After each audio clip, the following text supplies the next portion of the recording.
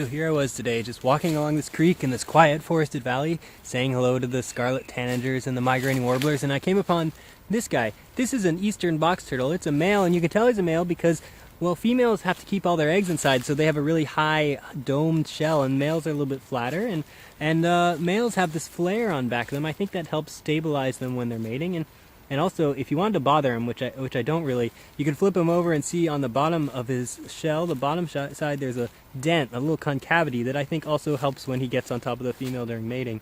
And box turtles can live to be, 100 years old at the upper end, and this looks like a pretty old turtle, older than I am, and he's been wandering these forests here for a long time, as long as I've been wandering these hills. And when I was a kid, I used to wander around with my dad through the forest here. We used to go find these little nooks and crannies in the hills and just wander around, and it was wonderful out there. I remember one day came upon this, I think it was a chestnut, American chestnut stump, and all that was left of it was this big circle, this ring. It was kind of like a picture frame or a mirror frame that you could look through and see just a perfect Tennessee landscape. Rolling hills, nothing but forest, and big trees, and lots of turtles, and it was just a great image in my head, and I always meant to go back and take a picture of it so I could hang it on my wall somewhere. But I never did, and sadly, in fact, that whole area there where that tree was has been leveled, and they put in a parking lot, they put in a housing development, and it's all gone.